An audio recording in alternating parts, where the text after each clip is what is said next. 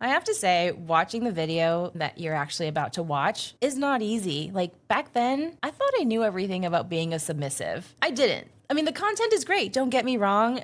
It just lacks some more lived experience and nuance and complexity that I wasn't able to share back then. Now that it's 2026 and I've had some space between being collared and now not being collared, I've learned a lot. I'm actually questioning my identity as a submissive sometimes. Like, it's not easy to stand in what you believe in, especially when there is so much opinions and loud voices that are often telling you how you should be. To add on to those 3 tips that I'm about to share with you, that nothing is really ever set in stone. How submissive you feel one day might be different the next day, even, or the next month. And even the flavors of submission can change. So give yourself that freedom and that permission to just be all of you, and to also communicate that with your partners and with your doms, because obviously they can't read your mind.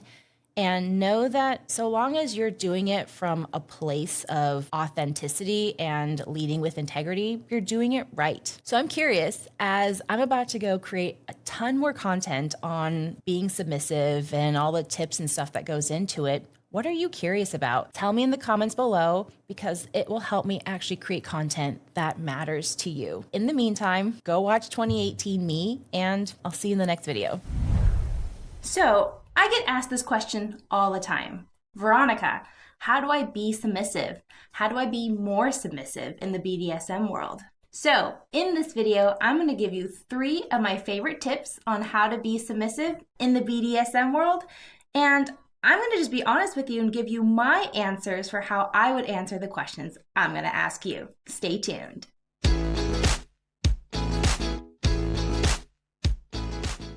Hey there, I'm Veronica Jans, and if this is the first time we're meeting, welcome to my channel. And on this channel, I help people like you explore kink and BDSM in a really fun, easy, and accessible way. So let's get started on those tips. So tip number 1 on how to be submissive is to first educate and to understand and know yourself. And what do I mean by this? It's understanding what submission does for you, like what part of being submissive in your mind resonates for you. So BDSM is not some sort of a textbook thing where you're like, oh, if I read this text or if I see somebody do something that really speaks to me, that must be how they're submissive. But that's not necessarily the case, because we're all so unique and different. So when you think about submitting, to somebody, what does it make you feel? What about it resonates with you? And when you get really, really excited and like giddy, like for me, my personal answer to this is like when I think about kneeling in front of somebody, especially my partner, I feel super satisfied. I feel super fulfilled. And I want to capture more of that. So whatever it is that you feel when you think about doing submissive acts, and I'm not saying that you have to be subservient, but what does it make you feel? What does it make you feel to kneel in front of somebody or to perform an act of service that makes you feel really, really submissive and good? We want to capture those feelings because we want more of those positive ones. For some people, submission is really, really natural. Like I knew deep down when I was a really young kid that I had a submissive heart. And I just didn't know how to outlet that in healthy ways that were positive. And so it turned out that my family called me a martyr a lot, and it was not a good feeling. If you know that submission is for you, but it's just not natural, it could be that there are other external factors that are influencing this. And so even though it's not natural, it doesn't mean it's any less valid. So you just have your own journey to work through. Okay, so tip number 2, define what submission means for you. There's no one true way to be submissive. If anybody tells you any different, run away. You might like how your friend is submissive, or you might like how a character in a book or a TV is submissive, but it doesn't mean you have to follow their steps perfectly. You get to make your own recipe and you get to add your own spin to this. So it's like, if you don't like pepperoni, you can substitute it with sausage or vegetables. Just remember, write down things that make you feel submissive and to feel that joy. Like, what were you doing? What were you thinking? What were you experiencing? Those are data points that you can add so that you can find more of it. And at the end of the day, you get to choose and determine what makes your loins happy, what makes your heart happy, and what makes your mind happy when it comes to being submissive.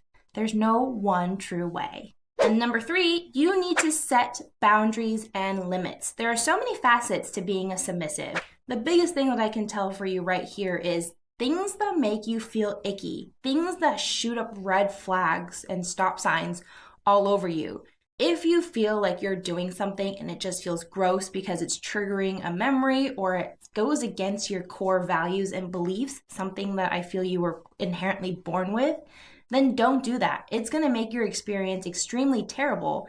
And if you're forced to do things that go against what you believe in a DS type relationship, you know that relationship is not going to be sustainable because you're not going to be happy. And at the end, you're going to grow really angry. You're going to get hurt. You're going to experience resentment. And all of these things leave a really bad taste in your mouth. And I would not want that if I was exploring something that I thought would make me happy, you know? And once you figured out how to be more submissive using the 3 tips above, you can now communicate these desires in a really concrete way to your partner so that you can start, if you haven't already, on a DS journey that fulfills everybody involved. If this video was helpful for you in any way, give me a thumbs up and leave me a comment below telling me what you took away from this video. It really means a lot for me when I read your comments. It means so much to me when you share your experiences and when you feel comfortable enough to share your journey and even your insecurities, because